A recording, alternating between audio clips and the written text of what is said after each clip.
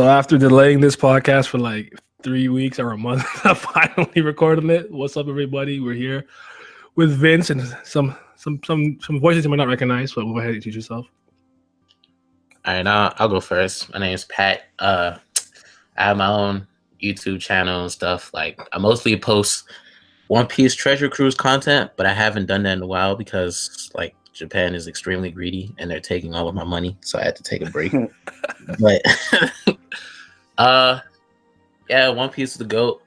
Just finished watching Gintama. It's a fucking amazing series. I think everybody should watch it, especially if you like shonen. And just here to pitch it on my brother's channel. Appreciate it. So you're just not gonna say anything? Sam, you wanna go? My real name's actually Chelsea, not Sam. I'm just here to, I guess, give my input on the topics. They seem pretty interesting. So, all right, let's get to it. Oh, okay. Well, if you haven't seen me on the Tower of God Monday podcast, I'm Vince, Pale Poppin' Vince. I make mediocre music that's gonna get better one day, and I got a Twitter at Harem Detective where I just say some bullying ass stuff. Why don't you just shout out your SoundCloud? Nah, cause niggas don't need to find that. So I get the money up. I listened to like one song, and that was actually lit. Oh Lord. Hey. Nah, you sounds be hitting. All right, let's start off the first topic. So first topic I want to talk about is like main characters in manga and anime. Who are some notable, unique MCs that we think, that we could think of, and some of our favorites, I guess, because I kind of spoke about this like on Twitter a little bit, where I was starting to feel like mangas become extremely formulaic, where even if something is unique in its concept, there's still so many carryover tropes that are just inherently things in Japan that I'm kind of tired of seeing. And one of them, to me, is starting to be main characters. You're kind of starting to see the mold for a couple of them, but like, yeah, let's start there. So, can you guys think of any like unique or notable main characters that come to mind? For me, it's always Tokichi Toa. That's like my favorite character ever for any series. Him followed by Light Yagami. Those are like my favorites. What makes them unique to you, or notable? The thing about Tokichi Toa is that he's overpowered, but he's not like overpowered in the normal sense. Like when you get an overpowered main character, it's like they already had all the skills. They are so much further above everybody that it's like doesn't even make sense. For him, the thing I love about him is he's overpowered kind of because like he uses his teammates and because like he knows his limitations. That's why he's so good. He knows that he's not like the best at stamina because he smokes cigarettes all the damn time. So like to play baseball and to smoke cigarettes, that should be like impossible, but he does it. And like he knows he get put in unfavorable situation, but he calculates things in advance to win. And it's just like, he's gonna win, but it's always fun to see how he's win and how he goes against the odd. And he's not just like, it's not like this overbearing physical thing. It's just actually super, super fun to watch. And Light is just like, that was the first like anime where it was just like really just for me that wasn't a shonen that I was just like, wow, this is crazy. I've never seen nothing like this. Because I saw Death Note when I was like 9, 10. Damn. So yeah, I've been watching anime basically my entire life. But I was like, this is different from Dragon Ball Z, this different from Naruto, different from Yu-Gi-Oh! I was like, this is this main character. And even back then, I was just like, I could see what he was trying to do, and like, but at the same time, it's just like absolute power corrupts absolute. So it's just like no human should have all that power. I definitely feel that one because Light is like possibly the first and only main character in Shonen Jump that's legitimately a villain. Oh yeah, I agree with that one. Like usually it would be like the MC that wins in the end, but with Light, you can tell he has to lose because I got to straight up. Because he lost his damn mind towards the end of that series. I feel like I would root for him more if he didn't have the God complex. Where if he's willing to really just like, burn in hell for the sake of the material world, I'd have been like, you know what? I respect this. But I wanted to rule it, so I'm like, nah, that's what you fucked up. Yo, BMC, what's good, man? Yo, what's going on? We're on the first topic, talking about my main characters, like unique ones you could think of, notable ones, some of your favorites, stuff like that. So we're on that. I'm gonna go next just because I have one that I think it might be a little interesting. Because generally, I'm gonna stay, especially with like Jump and Battle Manga. I would say that you usually get kind of three archetypes, general archetypes. You get kind of like the calm, collected genius, right?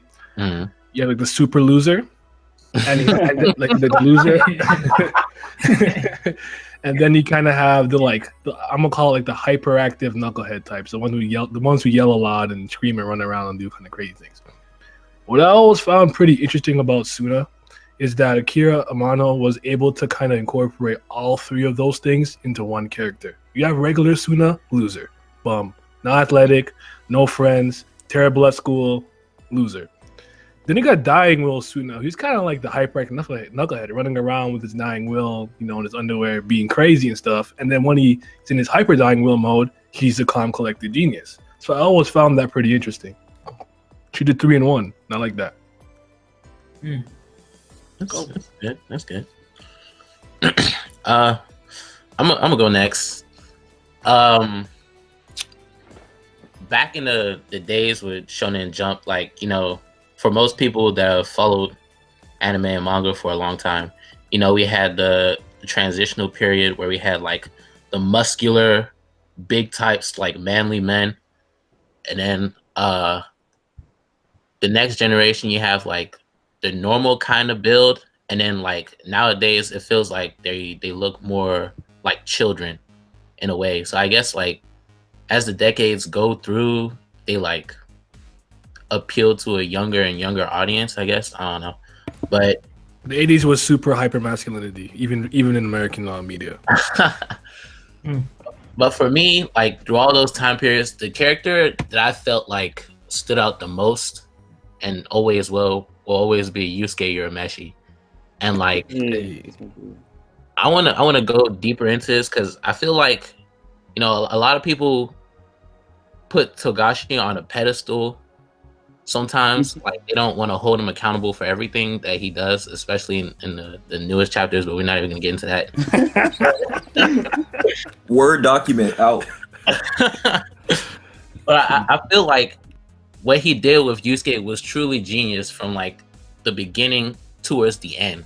Because for Yusuke, when you see him, you see that he's impetuous, he's lazy, he's selfish, and he acts like he doesn't care about anything. But like to show a character like that in a split second, give up his life for some little boy that he didn't even know, like in the drop of a heartbeat. And then like, when he was growing up, he felt like nobody really cared about him, like he just felt like he was just growing up in a world that was just trash. And then when he sees like all the people at his funeral that, he never really gave the time of day, crying over his death, like it kind of changes him a little bit, and he decides to come back. And like as the show goes on, there's this one moment where they go to rescue Yukina, and then like a transsexual shows up and she wants to fight him. And he's like, I don't care if she's a girl, a baby, or somebody's grandma, I'm gonna knock her out. And I'm just like, yo, like, this guy is different. Like, no, he really doesn't care. And then like, fast forward a little bit, like towards the end, after chapter Black and the Dark Tournament, he's taken on so many people, he's made friends with people he thought were enemies. And right before he's about to decide whether he should go to Demon World or not, the Ryzen sends his subordinates to go pick him up. Oh, and then they purposely tell him that Ryzen doesn't eat humans so that he can gain favor with them and go with them. But he finds out really quickly, like, you guys eat humans. And then like he gets pissed off that they even lied to him in the first place, like they weren't being entirely truthful. And then like, I'm expecting him to be like, oh, you guys, you eat humans, there's no way I can ever go to where you're going.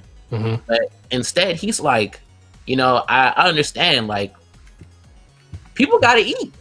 Like, like it threw me off guard, but he was like, if you guys eat humans to live, that doesn't really make you guys bad because you can't survive off anything else.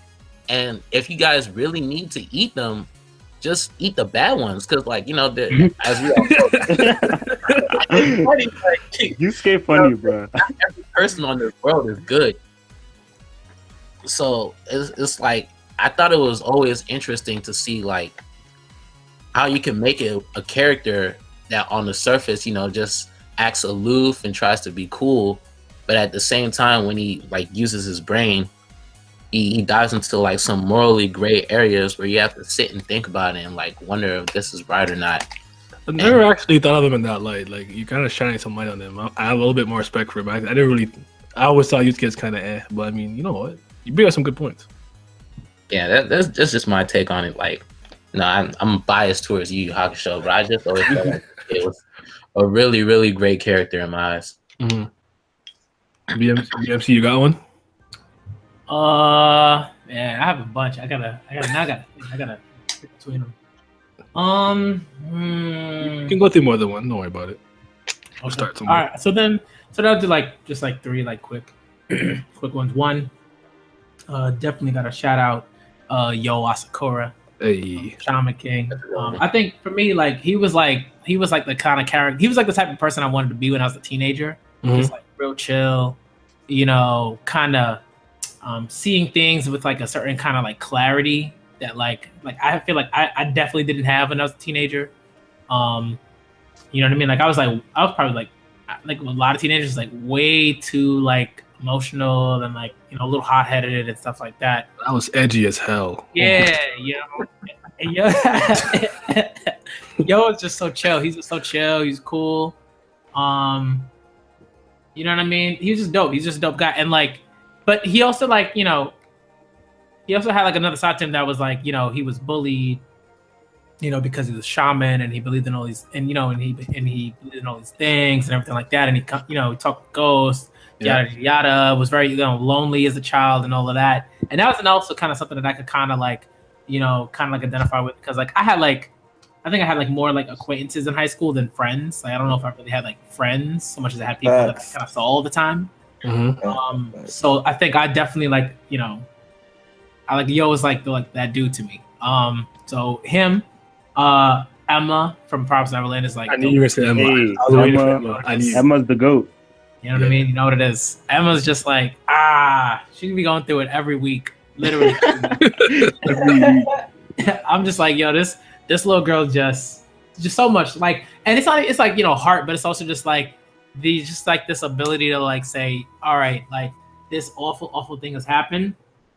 I get to feel like a way about it, but I also would like have to like, move forward and like think about everybody else that's around me, and come up with these plans. And it's like, it's just like it's just a lot. It's just like dope, and also she's just like athletically like just like gifted, and she's just like very well rounded, I think, in a lot of ways. But she's also like naive, not naive, like it costs her.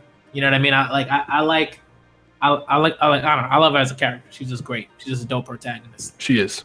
She's great. And the last one, you already know what it is, Naya. Kai Ichinose or Piano no Mori. Hey, if any of y'all haven't read it, go check it out. It's a dope manga. And he was important because like he was like one of those characters that was really essential to me, sort of like being more comfortable with like who I am as like a bisexual guy and all of that, and like being like cool with showing like being like emotional around like your like male friends.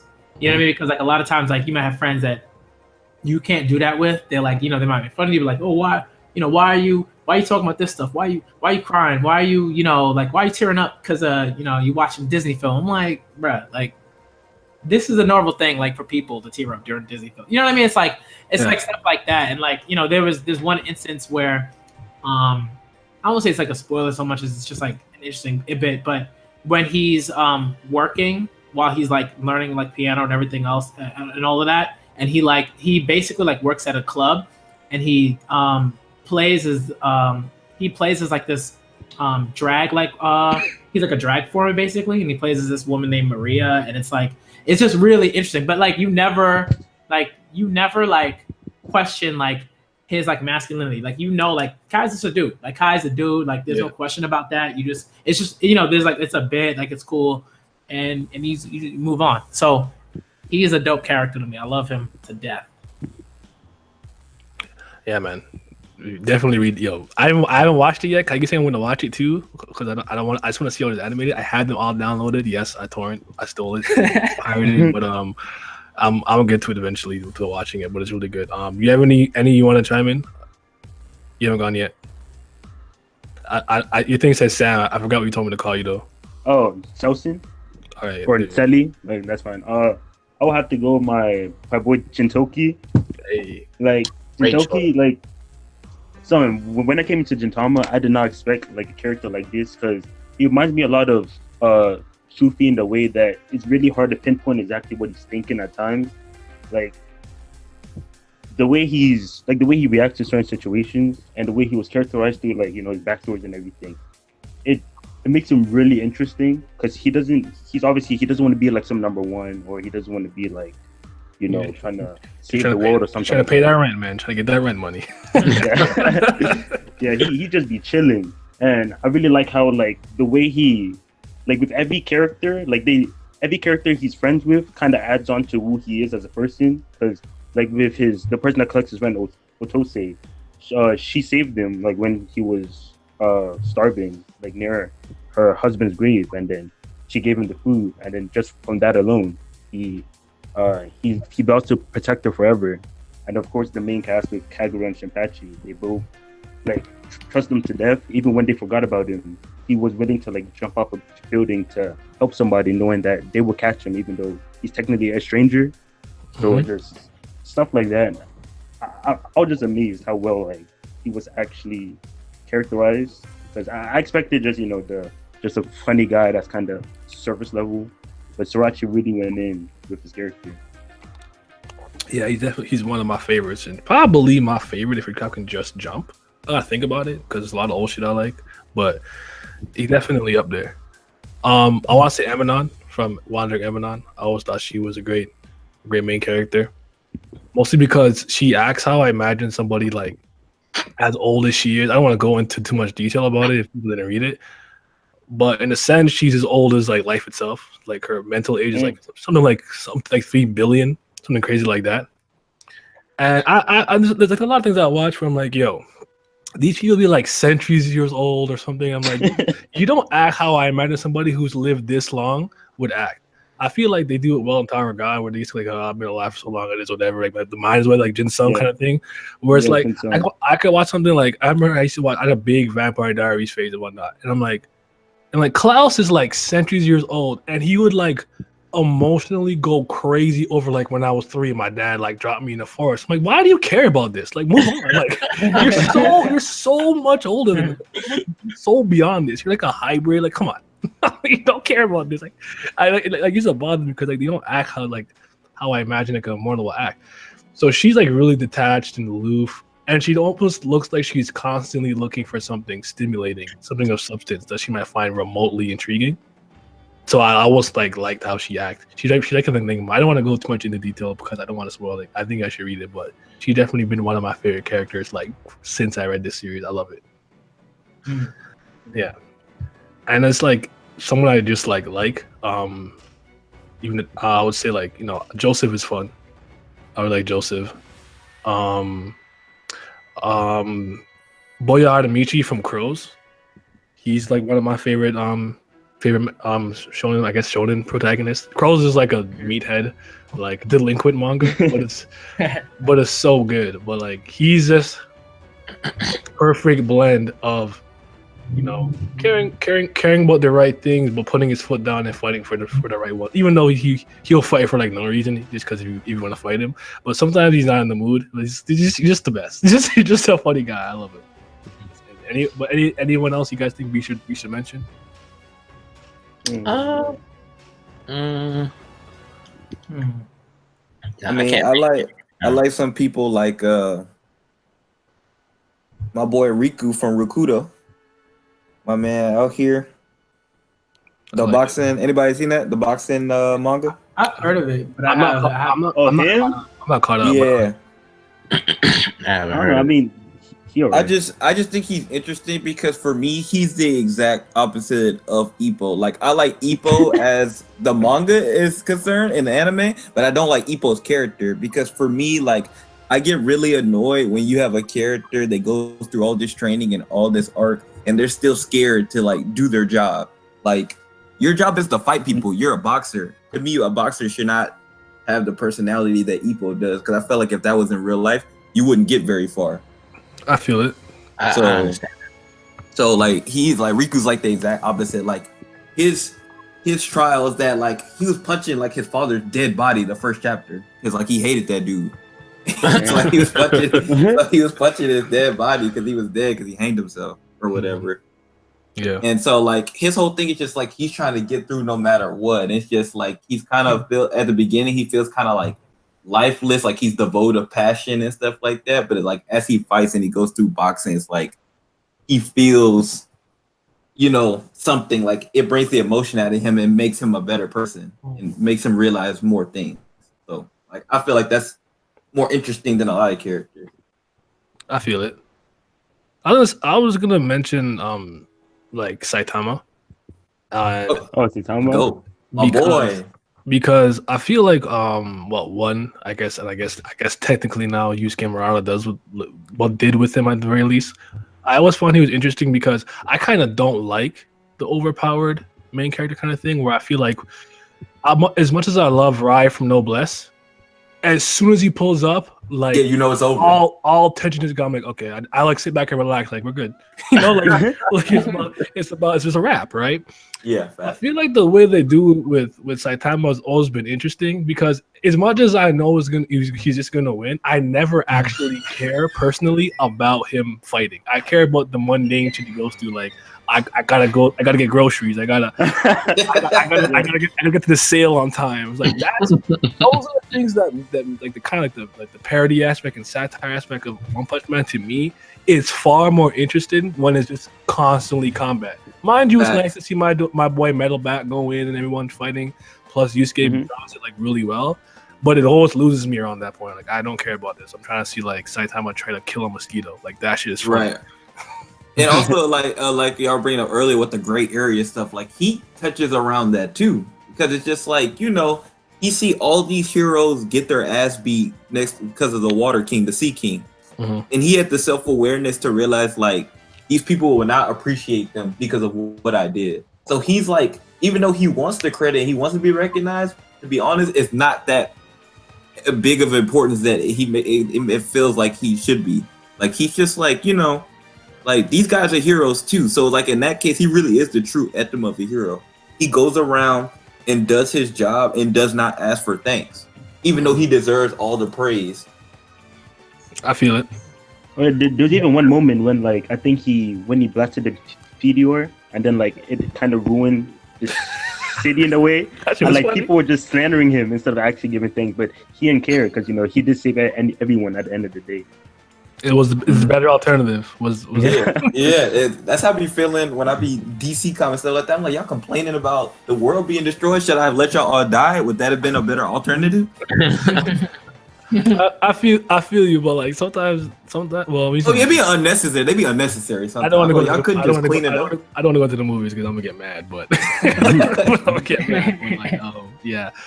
How about the main characters you think that maybe they're not like super unique in themselves, but they're in a unique position or situation that makes them a little more okay. Oh, come on. Go ahead. Okay. So from the first time I watched Hunter x Hunter to the second time, Gon has more personality than I initially thought. Mm-hmm. But that's because of his environment and his circumstance. It's not necessarily because of him. The situation he's put in, it's like actually one of the really, really, really bright spots about Hunter x Hunter. But like okay, so like everybody loves the anime, but one thing I never understood at first, like why was Gon so mad that Kite died? Like I know he had a relationship with him, but from the anime's perspective, it wasn't deep enough for him to be that angry. Until you read the manga and you realize like, oh, like this man has saved his life before and he's done a whole bunch of like they actually have a deeper relationship. than it seems. Because I was just like, why should I care that Kai died? I didn't care. Like when his head got torn, I was just like, whatever. So did I didn't even blink. Yeah, I was just like, whatever. I didn't think it was gonna be like this big plot moving thing. But anyway, just to say that, it's because Gon is like really weird. Like Gon is a character that does not understand gray area. Like most of the time when we get a shonen main character, or even if they're a kid or something, they seem to have the ability to like understand this stuff. But the funny thing is Gon can't. Gon is the same person who will trash you for wanting to save your friend if you're on the villain side, and he'll do the exact same thing. Or Gon does not care if you're a serial killer because you benefited him. I bring this thing up all the time. Gon, when Biscuit made him and Killua train with that guy who was a serial killer and a cannibal, and Gon did not care about that. He was trained. I mean, Killua was also kind of, I guess technically an assassin and whatnot. So he's not particularly the greatest person. Yeah. And they're best friends. Yeah, but he's more like a contract assassin, so that's like a little bit more understandable. But this guy is literally like killing is killing. I'll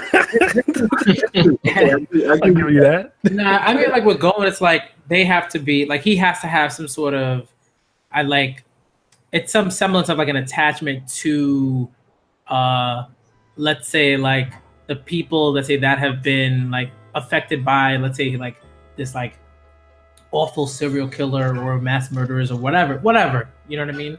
Mm-hmm. So I think like with like, let's say like the Phantom Troop, like he understands like that they like wiped out like Kurapika's clan, you know what I mean? Like he knows that. So when he asks, so there's a difference between like him, like, getting on them for crying about the, hold on, give me a second, right? Like, give me a second, like, right? I'm saying like, he's very selfish. Like, Gon is like a very like, kind of like, he doesn't realize that stuff, but it's like there's a reason why he's so angry at the Phantom Troop, like because they're crying, and he's like, "Why are you crying? Like you about your friend dying, but like you killed like my friend's entire clan. Like where the tears for that?" But when it comes to the serial killer, right, and their training, there's no attachment there. He's just like, this is some random dude. Maybe I know, like because Biscuit told me that this person like was killed like a crazy number of people, but like. This person hasn't harmed any of my friends. You know what I mean? It's like it's wild. Like it's wild. I'm not saying it's right or anything like that. That's how it works. Like it was wild. Well, the other example I was gonna have is when he helped Leorio pass the Hunter exam. He put that girl on that tree and left her there. She could have died, and she could have like anything could have happened. She could have got raped, anything, and he just left her there and took her button to help Leorio, who didn't deserve to pass because he sucks. Like I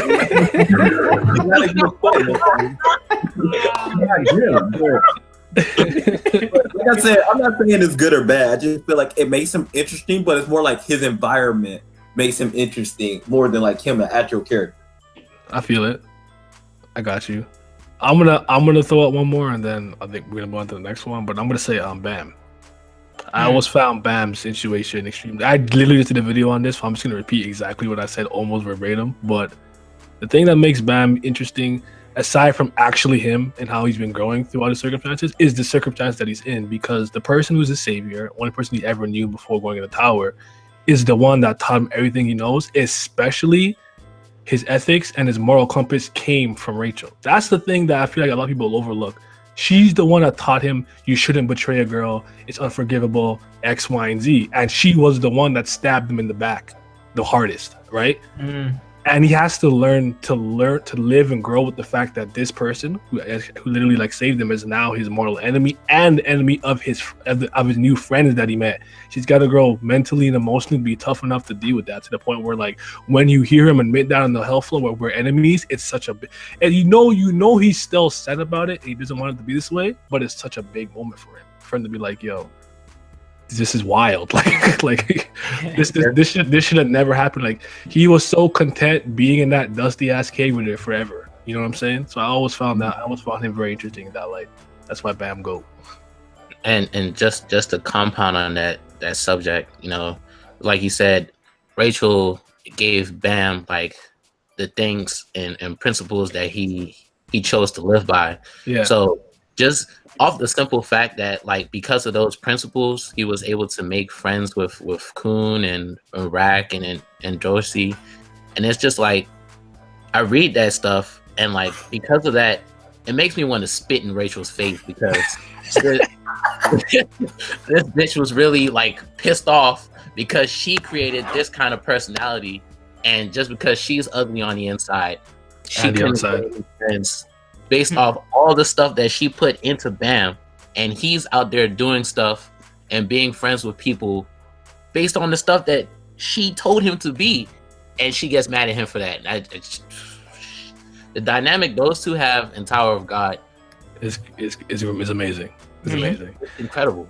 And like one thing I always say is that a lot of Bam's like good character moments and moments of growth and stuff always stem from some kind of loneliness, and he's easy to kind of pinpoint it easily because he's been lonely for so long. Like I always say, like, and Dorsey was kind of doing her own thing, and he's the kind of one that got her to become part of the crew. You know what I'm saying? Then obviously he was super alone when he was in his Viola stage, something like that. Like the man is just an interesting character. I always appreciate him, even though I want him to get his ass beat in this arc.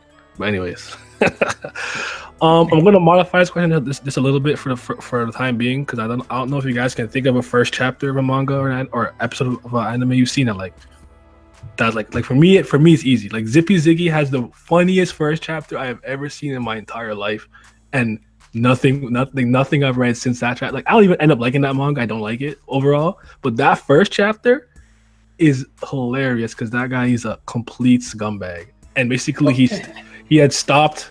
Like I can't even remember if it was a mugging because he like slipped in poo and like ran and like not and like he like hit into the guy and saved the girl, and then they're all like, oh my god, you're such a hero, blah blah blah. And he's like, no, don't thank me. Like I'm no hero, right? Don't worry about my name. I'm leaving. And he purposely drops his wallet with his ID in it so they can ID him and give him credit. I'm like, yo, this is hilarious. This is the funniest thing I've ever seen. And he got it from his dad. I was dying of laughter. But anyways, I was talking. Go ahead.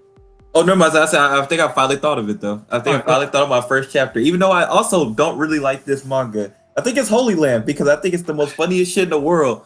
That a kid who literally practiced in his room in the dark with nothing but an instruction manual that taught him how to punch was out here knocking people out, knocking out grown ass men. That's the funniest thing in the world to me. You can't convince me differently. Go in your room right now and get an instruction manual to teach you how to punch. And then go outside and just start knocking niggas out. I'd fucking cry. It's hilarious. Can you guys think of any chapter 1, episode 1s that you love? Off the top? Go ahead. I was gonna say, when I picked up Kimetsu no Yaiba, I did not read the synopsis. So I had no idea what I was about to read. I feel that. I did the same thing. I went in blind, but continue. And like I read the first chapter and I'm over here. I see Tanjiro, who I feel like is like a little bit of a mix between like Alan Walker and then like what's another character? Well, he's kind of like Alan Walker in a way that they're both like really, really kind. So I see him with his big family. He has like 2 brothers and 2 sisters or something like that. And he stays there with his mom, and he goes out there to go get like some wood or something, and he comes back and like his whole family is slaughtered, and I'm just like, what the fuck? Like I'm reading this, I was like, this is a shonen. Like, why would you kill off his whole family in the first chapter? No care, did not care. I was just so confused because I was just like, holy shit, like his whole family is dead, and then like his sister is not dead yet, but she's on her way, and then like a demon shows up, and then like, you know, they're on the run, and that was when Tomioka comes, and then he kills that demon. And then like in this manga, in order for people to kill demons, they have to lob their heads off, and I'm just like, what the fuck? Yeah, like, it's a good first chapter. I agree. Yeah, like that to me, it just stood out from all the other new generation nowadays for me. I feel it. You think it won BMC? Yeah, I got a few. Obviously, I think Promised Neverland definitely as a GOAT first chapter. It's handled really well. I think for me, like, what was it? Yona of the Dawn has a dope first chapter. That's a good one. That's like one of those where you're like, oh, we doing that? We doing that? And then you're like, and it's like, okay. So I would say like those two like definitely like they have a sort of like first chapter like they like sort of they switch up on you, and then you're just like hooked after that. And then the last one I was gonna say Nana had a really good one because the premise is dope, and like it's another like it's very similar. I guess like I just like first chapters with like a lot of like angst and like awful like stuff happening like I guess. But like that one has a really dope chapter for me too. Like I love it, like just how it begins. I'm immediately in it. If only we get an ending, we're never gonna get an ending. No, we're never getting an ending. That like makes me very sad that I'll never. Like, I need to know. I would say the first episode of JoJo that hit home for me literally just because of Dio. Dio was just like, I'm like, why are you like this? Like, like why are you doing the most? Like, I just needed to know. Like, he was the draw. Like, he was the only reason for at that point that I cared about the series. Before I realized how silly it was, and if you know me, I love goofy shit. So when I realized how silly JoJo was, then it was great. But like, at the time, like, why you kick the dog like that? Like why are you doing? Yeah, that was. You just can't really span. He was out of control, bro. Like I've never felt such a weird like awkwardness watching an anime before, other than Hiragashi. I was just like, what am I watching? Why is he so evil? And then like the one thing I like this is a little off topic I liked about Dio. Dio is just a bad guy. Yeah, no reason for that. Because like they tried to. I can't remember who said it. Like maybe it was upbringing and Speed Dragon. Like nah, that guy's a piece of shit because he's a piece of shit. There ain't nothing to do with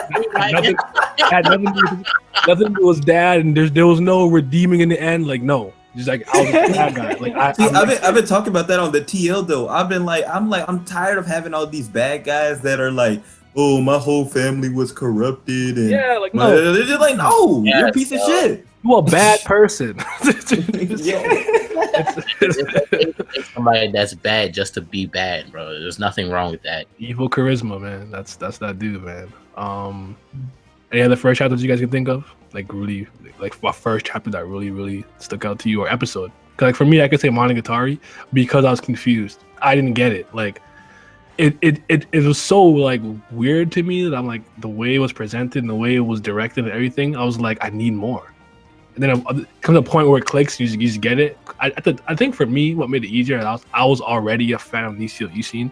So at least when it came to his writing, because I think it's brilliant, I kind of got that part. It was really the actual directing of the anime, how it was shot, cut, and edited, that threw me off. Because like at the very beginning, it would basically like go between like a page and like an excerpt from the actual light novel, but flip back so fast, there's literally no way you can read unless you pause it. You have to pause it. And I'm like, why would you do this? Like this is weird. This is weird to me. But like, yeah, I mean, you know the story now. I'm Stan. But yeah.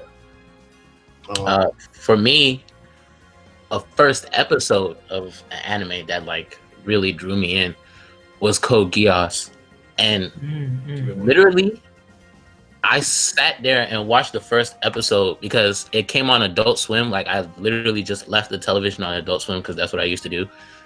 And I heard the opening, and literally that opening was what maybe was like, no, I'm sitting here and watching this episode. Like after I heard it, I was like, there's no way this show can't be good. That opening is just too godlike. And then at first I'm watching it, I'm kind of disappointed because like I don't really like slice of life school type stuff, and that's what it looked like it was going. And at the end of the episode, he guesses Geass, and he tells everybody like in that room, like, Lelouch v. Britannia commands you to kill yourself. And I'm like, Britannia? And I was like, holy shit. Yep. This guy's a prince? And I'm like, facts. After I saw that shit, I was like, nah. I went upstairs to my room, got on my laptop, Right. 13-year-old me was spazzing because I was like, this dude really commanded a bunch of people to kill themselves. Gameji. I'm like, whoa. Bro, he just all those people by command. I was like, nah, I have to watch the rest of this. I hear you. That was. I mean, I didn't end up liking Kogi. I'm not. Well, I can't say that. I think it ended well. I just think the second act, the second season, is super messy in the middle. And It is. I feel like no one admits that. It's very messy in the middle. There's a lot of really people don't admit that. I'm like one of the biggest fans of Code Geass, and I'm like, man, that shit in the middle. I only let it go because I thought the ending was so good. But what you're about to ruin my bringing it back, in my opinion. But we'll see what happens before. I don't want to go into it. Like episode 17 to like 23, 22, the plot just jumps so fast. Like it's hard to keep up a little bit. So much. They didn't know what they wanted to do with Suzaku. He was all over the place. He had that Sasuke in him. He didn't know what he was doing. I thought people like I can't stand it because I never know what he's gonna say. Like I'm gonna destroy this. Like nah, I'm gonna be a Hokage. I'm like, bro, if you don't just pick a side. Right. Damn merchant. Pick an allegiance. All right, let's do arcs though. Like first arcs in any anime or like manga that you thought like is such a great beginning for any series. Like first arc. Yeah, I want to do that. I want to start with Kingdom. Actually, is Kingdom's first arc like reconquering Kin? I think is what it, or I don't know what it's actually. I don't know what the official term is. But when they take back, the kingdom from Thing's brother. I remember his name right now. I know you talking about the scumbag. Yeah. Scumbag little short dude. His name Say? What was his name? Or Say the king. I don't know. My names are messed up. No, Say's he's like the rightful king. Yeah, and then his I guess like I don't know like. It's Seikyo. Seikyo. Yeah, Seikyo. Yeah. Oh, scumbag. Yeah, reconquering that like the kingdom to me was like because people were like yo man I'm happy reading Kingdom but like you gotta wait till chapter 200. I ain't reading 200 chapters. That's too many. That's wild. I don't like it. Like no, this shit was good from the first chapter. What's wrong with you guys? The first chapter was amazing, but for me that first like arc of them reconquering it and gathering my favorite the mountain apes. Shout out to Yotan, what a goal! All that stuff. I'm like, this is fantastic. Like, especially when they got into him, and he's so calm because he has that like huge monster. Like, oh, whatever you guys got here, not bad. And then Baijo kind of goes off and like, wait a minute, you get that like this? I'm like, yo, that arc to me is my favorite. It's my favorite in the series. So like, that to me was a great start for Kingdom, a personal favorite. The Kingdom. Go ahead. For me, I would say Ace of Diamond, that first major arc. Well, I don't even know if you can really consider that an arc, but like just the whole tournament in general. When I was watching Ace of Diamond, I was just like, one of my friends kept pestering me to watch this shit because it was like it's an amazing sports anime, and I was like, well. It's my favorite. Better than Ippo, or it can't be better than Slam Dunk. So I was like, stop bothering me. Like I don't even like baseball. And he just kept pestering me to watch it, and I was just like, all right, you know what? I'm gonna give this. Like I was being mad petty. I was like, I'm gonna give this like 10 episodes just to tell him it's trash. and like I'm watching it, and like once Sawamura goes to Sato. And he finds out that there are so many people that will like literally kill to be in his position right now. And you see all the characters and the coach and the third years, like the way they played the tournament, all the games in Ace of Diamond, like on a scale of 1 to 10, at least for me, at least an 8.5 or better. And that final game where Sato versus Inashiro, that was probably one of the best things I've ever seen in anything, not even just sports anime, period. Like, yeah, that shit was going amazing. back and forth, that game was magical. Yeah, I love Ace of Diamond. If you guys don't know that, that's my favorite. That's my favorite sport. I would say it's my favorite, but I'm like low key lying. I think it's the best one, and the best combination of the one I think is the good and I like. But low key, my favorite is probably prison tennis, but I don't make that often. Not often. I love POT though. Because I was about to go with Promised Neverland, but I just thought about before you said that. I was like, you know what? I'm gonna talk about prison tennis because I don't give it enough love. Yeah, the first arc is good, right? Like it starts off pretty good. Yeah, like, okay, I really thought when I was younger, I was like, there's no way you're gonna get me to watch a damn sports anime. There's no way. I was like, what's the point? Sports out in real life. And then I sat that on Toonami, and Prison Tennis came on, and it's just a bunch of middle schoolers shit talking everybody. Like they are the most arrogant of all time. They literally, I'm like, to play such a sport that people don't, think about too often, or at least like Americans, but don't think about or have the highest respect for. They come in there talking the most trash. They are the most athletic people. They are going crazy, and I'm just like, and some of the moves, like the dramatics and like the time period for it being 2006, like some of the animation, like walking. Yeah. I was just so starstruck the way you're playing. This man Ryoma, youngest person on the team, he talking about some Mada done. He like, this man crazy. I'm like, so, 12. Yeah, right. His father got no remorse. It was just like that show really got me into a first art, and it changed like my whole opinion on sports anime. So, but my other one would have been Promised Neverland, but I got a dip, so I don't have time to go. All right, yo. Thanks for coming, though. All right. Appreciate y'all. All right, bro. Take care, man. I mean, I know you want to talk about that BFC. You want to talk about reconquering of Grace House or whatever, or leaving Grace House? Of course, man. Of course. Facts. I'm of the belief. I don't, and I mean, like, just like the stuff that I've read, right? It's just like based off the stuff that I've read, because there's always like more, like there's always more like shonen like manga to read and check out. But like, I feel like it's the best shonen first shonen arc. I'm talking about like first arc, like actual first arc. Like it might be the best first arc I've read so far. Like in a shonen manga. Right? Like if I'm talking about just like straight up. Like that's how I feel. I don't know, but I feel like I could, like, if I had to try to sort of make some semblance of an argument for that, I feel like I could. You could. Like, you could definitely make a strong argument for that. You know what I mean? It's just so well constructed. It has like, there's like a clear sort of like goal end in sight that has it's just, and the payoff of it, like emotionally, from like a character standpoint, from like the plot needing to move forward, just really, really well done. Like the battle of wits, like the emotional turmoil, the way that time sort of moves in a way that you can legitimately track, in the way that time skips, like, these like kind of mini sort of time skips, they work for a reason. We don't need to go through every single day. You know what I mean? Like it skips when it's supposed to. It's just massive. The characters are dope. You know what I mean? It's just really good. It's just really good. Can't say enough about it. Yeah, man, it's a great first arc.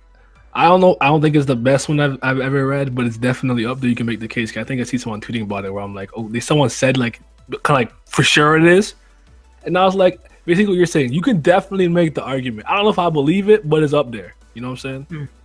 Because a lot of things I think start off like really, really good. But anyone else want to chime in? Because I can just keep going unless you guys want to chime in. Like a great first arc. Or one more manga that I'll say like had a really good first arc. I know a lot of people don't like it, but I would say Terraformer's first arc was just like, okay, yeah. Whoa. Like when I was reading it, I mean, I get that the Roach's premise thing is not appealing to everybody, but like literally when they got off the ship and got to Mars, they find a Roach who's like brolic as fuck, and then they tried to say what's up to the Roach, which was such a dumbass idea. And then he literally sticks his fist out and breaks the girl's neck, and I'm just like, holy shit. Like when I read Terraformers, after I saw that, like I finished that whole Bugs 1, I finished that shit in like one sitting. I just couldn't put it down. I was like, yo, how are they gonna get off of this planet? Like these roaches are crazy. Man, whatever it's doing now, I heard it's on hiatus, but like I just stopped reading it because like the point of it was just for them to exterminate roaches. Now they have internal strife, and I'm just like, all right, now I'm not gonna bother reading this. It just lost me because I just felt like, I don't like when I feel like a story kind of loses direction, and that's kind of what I got with it. At one point, like we're just fighting roaches to fight roaches now, and I'm just like, the action's cool, it's gory, I like it, but like it's not enough to keep me here. I'm out, so I kind of just bailed. Gotcha. But that's cool. I want to add Tsubasa, Reservoir Chronicle, Clamp, one of my favorite series. For one specific moment that kind of got me, because I'm like, yo, this was deep. This was deep. It got me. Sometimes it wasn't even like it was fine. I was having a good time, or whatever. And then it's like, okay, you meet fuck his name, Yuko, the witch, right? Mm-hmm. And basically they wanted the ability to kind of just teleport anywhere. Like long story short, Sakura's like now doing so well, they gotta find these feathers and like save her. I think if I remember correctly, the feathers are her like memories. I have not ever reread it. It's been such a long time I have to revisit it. But basically he wants Lee Shara wants to go save her. So basically everyone that's there has to give up something, like whatever it is you treasure the most. So I think for Kurogane, it was like the sword. I can't remember what fire I have to give up. I don't remember if he was there yet or not. I can't remember. But for Lee, what got me is like it could be something intangible, and for him it was his relationship with her, and I was like, what the fuck? So nothing physically had to give up. We had to give up the fact that like she would know him, and that's now basically she's a stranger to him. And I'm like, yo, I'm in all the way. Let's go. And then from that day I was a fan of the series. Like that just got me. I just didn't see that coming. I'm thinking it's gonna be like sword or some spell. I don't know. Like nah, like nah. You see the girl you like? Yeah, that's gone. Give me that. I'm like, wow, you really did this. Yeah. You think you missed anything? I could go through like Dirty Pair, Bubblegum Crisis. All those things started off really well. Like I could go through like a bunch of stuff, but like I can't think of anything. I guess like I feel like there's some manga like it's hard to kind of figure out like whether you like truly moved on to another arc, or if it is an arc, or if it's just like the super long story that's just kind of chopped up into like parts or whatever. Yeah. But I started reading Battle Angel Alita, and like those first few chapters, man, with her and Makaku, and that whole like sort of like relationship that sort of like formed, and the end of that, and the sort of like last like battle, that's what it seems to me right now. That's like woo, that's some heat. That's some heat. Like you read those first few chapters, you're like, okay. Like, okay. We out here. We out here. Really, really fire stuff so far. And like that first thought, like just great. Like, it's not like it's like it has all the little bits of stuff that you need. If it mentions something like maybe like a little bit of like philosophy, something like that. It's not overly philosophical. It doesn't try to do too much. Like when they sort of like try to make a character like sympathetic, like I was like, there was no way I'm gonna be sympathetic towards this dude. Dude is like eating like dog brains. You know what I mean? I'm like, nah, I'm not gonna sympathize with this. And then, dude, and then this manga like Kishido, Yukizo Kishido, like does that, and I'm like, come on, son. Like I was about to shed a tear for this dude that's eating dog brains. I was like, okay. Oh my goodness, man. Yeah. Did y'all say Faji yet? No. The Faji first arc, especially the Falbat arc, that's probably what really hooked me to like put the shonen as like one of my favorites like of all time. Because that Falbat arc was just so ridiculous, just introducing Sinbad and then his alliance with the sea alliance, and then how his pedal vessels work. But what about the first arc of Maggie though? We're talking about the first arcs. Yeah, I know, but see, when it comes to arcs, I don't exactly. I treat those as kind of exposition, because like the dungeon arc or the mini dungeon arc, that was like 3, 4, 5 chapters, and then the finish thing was another like 5-ish, whereas the Bob arc was like, you know, very extensive, and that Bob arc was easily probably my favorite in the series in itself. And also have some other series like Sipo, like that first tournament he did, that was just it was kind of ridiculous how, because Ippo himself, not many people like him because, you know, he's scared and all that stuff. But when he enters that ring, like, the boy don't play. Yeah. Like, this man would he would listen to a backstory, because I know he fought that one black guy that was talking about how he had to win this game in order to like repay like the people that sponsor him. But Ippo just beat his ass. Like, he didn't care. Like, and then he fought one guy that said like if he didn't lose, his girlfriend would break up with him. And the dude still didn't care. Like, he just whooped his ass and just kept going on. Like, got nothing to do with me. Catch these hands. I was like, yo. And then like him winning and like it was just great. Especially how different, like, the different fighters all had different fighting styles, so it didn't seem like a repetitive kind of fight. You know, like the same style wins and stuff like that. He actually learned and fought like different styles of opponents and then just got through it. And that really hooked me onto the series. I feel it. All right, let's go to the next topic, right? So let's talk about long-running manga and anime, right? Because this is a question that was brought up to me in my Discord by Voidus, and I thought she had a pretty interesting like viewpoint here, right? So she was talking to me like, do we think that a series should mature with its audience, first of all? So like, it was very long-running. Do you think the series has an obligation to kind of, you know, grow with the people who started out with it, or kind of stay all inclusive? What do you guys think before we go to the next part? Well, when she's asking that question, does she mean like if a series is long running, does it have to have a time skip? Not necessarily that. I think she made like, okay, so like this is not like anime or a thing, but it's a cartoon, I guess. But like, I feel like Samurai Jack, right? Not that it was long running, but when it came back, I felt like it did such a good job showing that it was a more mature show without becoming juvenile. Like, now we have blood, sex, and like, no, that's just juvenile. That just make your show good, like more mature. I hate when the people get free reigns and they think, well, I had a bunch of sex and drugs and this makes my show mature. It does not do that, right? But what Jack did was keep its heart. You still got the goofiness, you still got, you know, the line, like the storytelling, it showing you, not telling you, all the stuff that you loved is there. But now it's just a little more serious. The stakes are a little more higher. Jack is a little like, he's kind of mild. He's losing his mind a bit. He's been here for 50 years, and he's like, he's starting to feel the like, you know. So basically, with One Piece, I think she was saying like, did she think that like One Piece needed to kind of get more mature? I'm not sure if she meant One Piece in general, but just as long series in general. Like, did it need to like grow with its audience? I feel like the audience itself, they like that series for a particular reason, and as long as you stay true to like the main theme of your series, you should be fine. Because obviously people will want it to grow in itself, but if you look at most of the One Piece audience, it's actually like adult people. Like Oda isn't losing adult fans because it keeps being childish or whatever.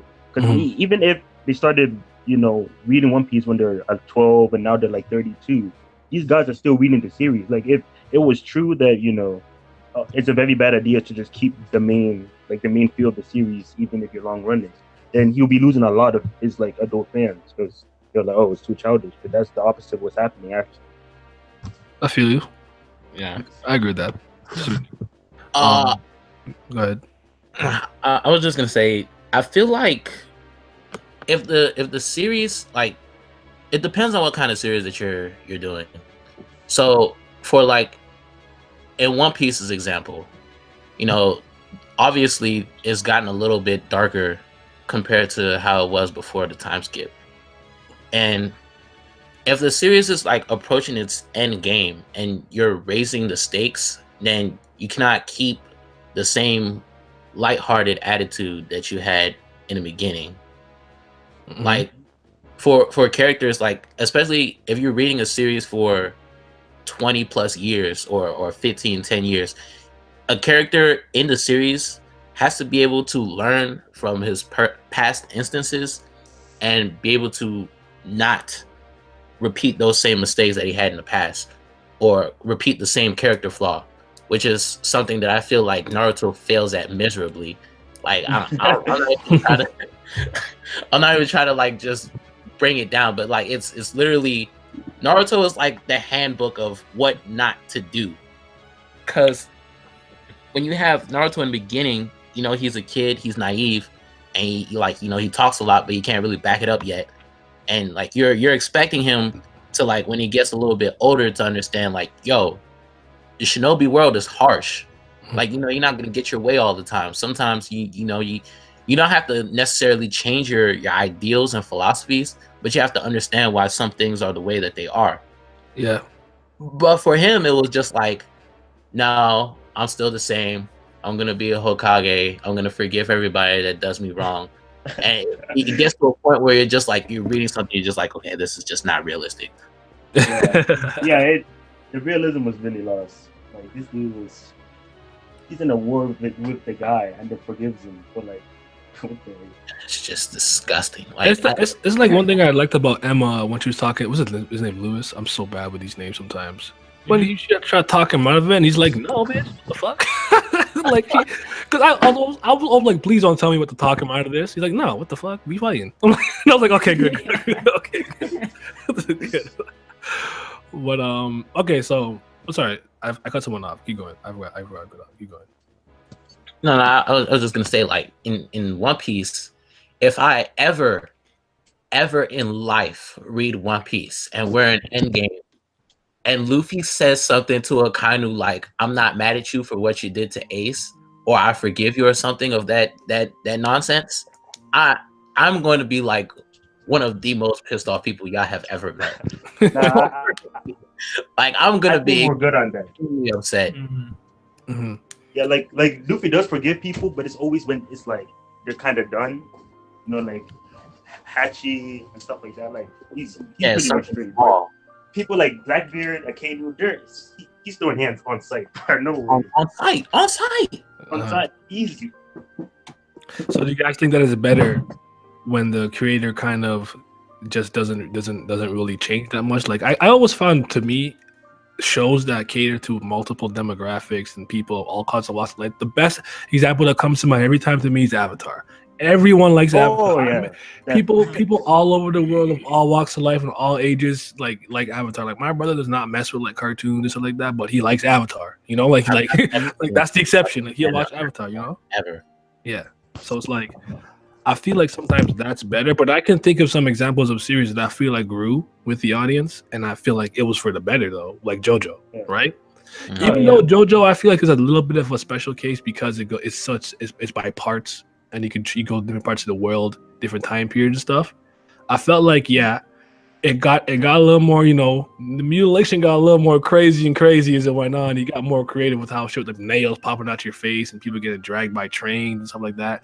I mean, eventually it did go to I don't even know what jump it is now, but like it became a seinen, quote unquote, stuff, and then it kind of took it up. But JoJo never lost literally what made it good, because it's fucking bizarre. Right? Like, it never lost that. So there's exactly, I would even say Dragon Ball did the same thing. I felt like Toriyama tried to go back in the Buu arc and make it more goofy, but I felt like then I got tone whiplash. Like, it didn't work because it got like, it was like a goofy kind of comedy, you know. Then it got a little serious with the Saiyan arc, serious with Frieza, serious with Cell Saga, and then like, okay, now we're back to the goofy thing. Where I'm like, okay, now you kind of lost me, because if you had just kept that element there from the get go, there's no problem. Now you're trying to like run back to it. It's like, okay, now you just gave me like whiplash and clear the tone. Yeah, on that note, that's like one of the main reasons why I don't like Goten and Trunks that much, because I feel like their characters are partly responsible for the way the Buu Saga was just jumping all over the place. Mm-hmm. What do you think, BMC? Like, do you think a series should mature with the audience or no? I don't know, because whenever I hear that question, I always get a little bit like confused, because I'm not sure what like I feel like there's like another question that like someone wants to ask but they're not asking it.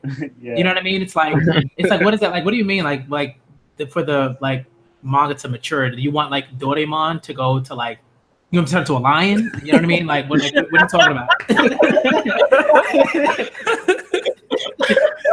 Yeah, you know, it's a confusing question. So I don't know. I guess people sort of talk about like, I guess it means like the topics that are brought up like with certain things.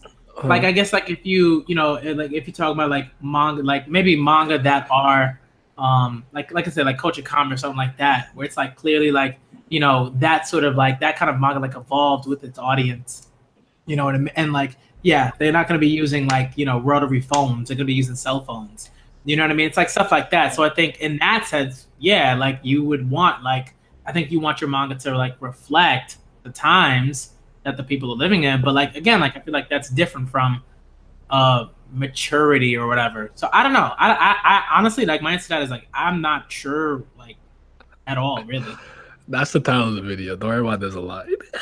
That shit was funny. But I kind of agree with you, because like I feel like within that question, when it was asking me, it was just like, do you think One Piece is still childish? That's really like the question really was. Yeah. Like low key, but like just ask that if you're gonna ask that.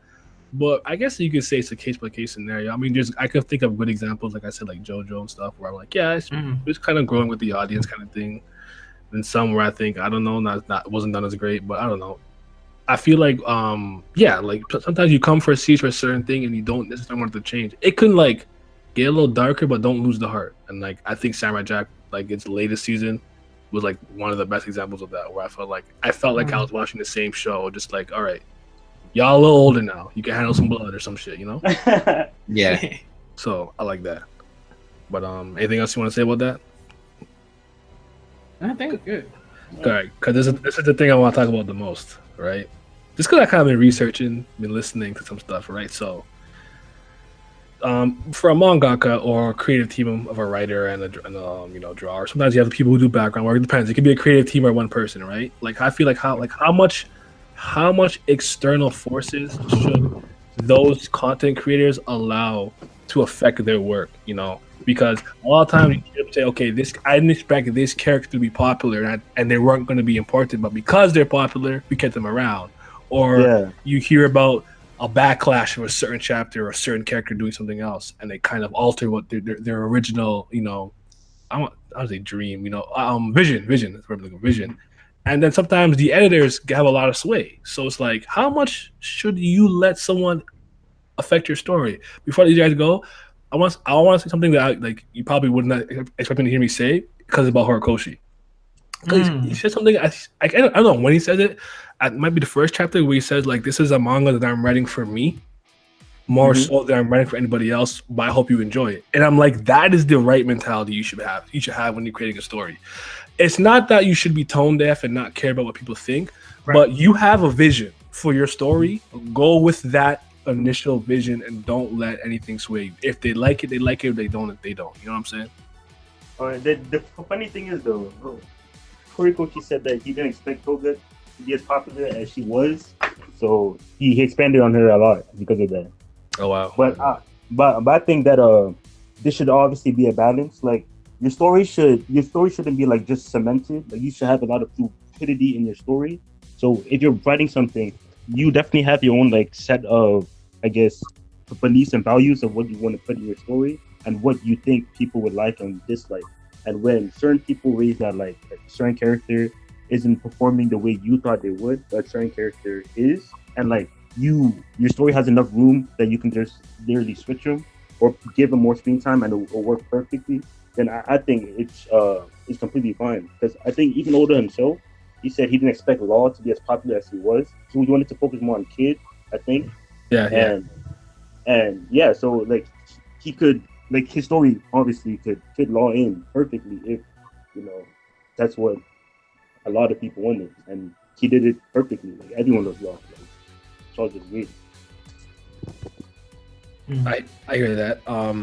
Yeah, I think Kid was the one he had the most plans for, but Law's popular. He must have threw him off. He kept him in there. I know Sasuke was never a character until this editor told Kishimoto that he needs a rival. Oh, for real? Yeah. That's crazy. Like think about if Sasuke just didn't exist. Is Naruto not a vastly different story? 100%. What? So that's kind of what I'm talking about. Is like how much should you really let an external force mess with your core story? I don't think it's wrong to think like, oh wow, I'm writing a story and like I don't know, Booster Gold's popular. Okay, that's cool. Like I like him. I can work with him. Like that's fine. Mm-hmm. But what if you just really I don't have any plans for this character and you get swayed by like the public? Nah. Then That's just cloud chasing. That's just terrible. For me, I feel like if you have a story in mind and you know it's good, don't let like other editors come and change your whole story up, because then like you're gonna be creating stuff that you didn't plan for, and you're just be like freestyling off the top of your head. Freestyling. Yeah. Like, you're gonna be put into a corner with a certain character, and then you're just gonna be like, okay, now, well, what do I do with him now? Like after you expand, create new characters here and there, and then have them do a certain arc, then after that you never use them again, and that's not a good look at all. Yeah, I agree. And the one thing I liked about Falcomon was that they were at a point where they got popular enough to get fan setters, and then in the fan setters there was a lot of advice and stuff like that. And then when they were reading them, they were actually about to follow through some of like the advice the fans were giving them. And then his senator was telling him that, you know, this is your story. At the end of the day, you should like keep that in the back of your head, but always have a game plan on how you want to write your story. So I feel like that's a really good element to add to how, you know, authentic and real Bakuman is as a series. Yep. What do you think, BMC? I don't know. I mean, like, I think generally, yeah, like I kind of like agree, like, you know, in a lot of those ways where, you know, if you want like, you have a certain like plot map, and you're like, okay, this is kind of generally how I want it to go, you know, and you know maybe you like, you know, like you want to do that, that's fine. Like, and obviously you're gonna have, you know, editors gonna say, hey, you know, you might run into an issue, you know, at this point within your like plot map because blah blah blah or whatever, you know, like that's like advice. Like I think that's fine. You should have like advice. That's, you know, that's cool. But like I think when someone's like, no, you gotta like take all this out, and like stuff like that, like tends to kind of bother me. And I also think like something that kind of like really gets on my nerves, that people sort of like, you know, kind of just like blurt out for whatever reason. Like, and I talk about this a lot. Like, let's say we look at like someone like Tagashi, right? Like who writes like on, you know, right? Who writes on Hunter, and you know, people are like, oh, like, you know, you should let like someone else like draw like the like, you know, figures and blah blah blah, or like you should let someone else like write the story for you. And I'm like, but like one, like, you know, it's always weird when someone asks like a creative to like outsource like the work that like the creative wants to do. I'm like, that makes no sense. Like that's odd. You know what I mean? It's like you're gonna go up and like tell like a novelist like, yo, like, go have somebody else write like chapter 4 for you, and then like, you know, like, no, like, no, you know what I mean? It's just ridiculous. But in another sense, I also understand what people are saying when they're like, yo, like maybe you should have more assistants on, or blah blah blah, or whatever. I completely understand that kind of stuff. I think that makes total sense. Like, yeah, like if you need someone like, you know, to ink certain things, you should probably have like someone on so that you're doing like less of that work, and like maybe you want to do sketches. But I also feel like, you know, mangaka like love this stuff. Like they love to draw and they love to write stories. So it's like the more you sort of take away from the more sort of agency I think you take away from, like, you know, let's say certain mangaka, like, and especially someone like Tagashi who's like, I want to do it all myself, you know. But he's already like sort of said like, okay, now I gotta do this, like do it this way, even if it's a little bit. The more you do that, I think the more you sort of take away of their like ability to like do the stuff they want to do, you know. So I'm not for that. So when people are like, yeah, have somebody else draw that stuff for you. No. But at the same time, right? As much as I agree, like, yo, your original vision is important, go carry out with that. And if you have to do it your way, if that means writing fuck a Word document, Bible to me, do what you, I guess you know what you gotta do. I'm sorry, that's ridiculous. Like the text, whatever, you have to rely on in a Hunter, I'm sorry, or whatever. To have entire panels of text is wild to me. Just because I am buying in manga. This is a storytelling medium of art and literature. If you want to put emphasis on a word or something, fine. Have entire panels of text. To me, it pissed me off when they did it in The Wicked and Divine. It will piss me off as a Hunter fan. Like no, I wouldn't let any comic book graphic novel get away with that. None, not one. I don't care who you, I don't care how much I like you. That is unacceptable. But anyways, but you still go. Togashi raw. No, I got you. But, I feel like it's good though to have people at the very least who are just not going to go along with everything you say. Like an editor, like, okay, I don't know about this. Like, I don't know if I like, you know what I'm saying? Like, you can't just have a bunch of yes people around you, right? Yeah. Because then I have this feel like, you know, you can kind of go off the rails. You need someone to kind of rein you in a bit, because like the boys is getting I think is getting a show, if I remember correctly.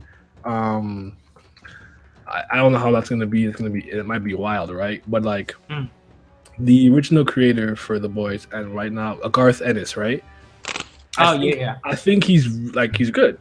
He's good. But if you give that man free reign, he just goes off the fucking rails. You need someone to crack the whip on him, be like, no, mad, don't do that. Like, then he creates a better story. Like, so it's one of those things where it's like, do you think sometimes it's good to have someone like, okay, I don't know about, at the very least, question it. Like, okay, I don't know about this, like, you know, like his editors, like, no, like Toriyama's editors, like, okay, the antagonist for this arc is an old man and some like fat clown. Nah, bro. like you know? Okay, so he makes like, it was at 17, 18. Like, now there's some brats. Nah, bro. All right, so okay, not bad, but he ugly. Okay, so he absorbs one. He's still ugly. Okay, perfect. So now we got it. You know, like how much influence do they have? You know, while we're on this topic, there's at least, like, for whoever posed this question, there's at least 3 to 4 Gintama episodes that delve into this exact same topic, and they make it comedic. Where it's perfect. It's actually genius the way they do it, because they make you laugh at it, but at the same time, like, this is stuff that really goes on. Like, people have a hard time drafting up a story that's gonna get past where Jump is like, okay, we're gonna greenlight this. This is good. And then at the same time, you know, once they're successful, they still have to build on what they did in the beginning to make it successful. But at the same time, it can't be repetitive, because, you know, there's so much competition in the magazine of all these other series doing something good. And like, you know, once your sales start to dip, like, that's when people start creeping in your ear, like, oh, you should do this, you should do that. And it's hard for some of the mangaka to like keep their originality. Like, I'm trying to think of a manga example where, well, fuck it, since we're all talking about Hunter x Hunter, but basically, like, people tell Togashi to not draw, like BMC said, to not draw anymore. Like, I get that the hiatuses suck. It's annoying to deal with, but at the same time, you're not about to just tell this man not to draw anymore. Like, what? Like, then if that's the case, then you're just saying that you don't care about his work. Like, half of his work is art. It's manga. Like, yes, the content is good, but at the same time, you want to see like what he draws, what kind of character designs he comes up with. And if you tell somebody else to just draw everything, I can understand, like, you have more assistants, which he refuses to do. That's understandable. So you can have like a good schedule and have assistants help you with the drawing, but just tell him not to draw at all. It's just ridiculous. Yeah, I agree with that. But I still think that sometimes it's good to have somebody kind of rein you in a bit. Like I said, Garth. Like, but I mean, it should be your choice at the end of the day. I heard like, so I was kind of looking into this and I was reading about it, and one of the problems that some of these people have, that like Togashi doesn't have this problem. Apparently, Oda doesn't. I'm trying to think of someone else, but a couple of artists on this problem is that a lot of them are kind of, I don't say spineless, but you know how their like community is, right? Yeah. Respect, seniority, prestige. Like, okay, this is a well-respected editor who's been for this series and that series. Like, they tell you something, you're supposed to listen. That would fly over here. We'd be like, no, that's just enough. I'm not doing that. I'm not doing that. Like, easily.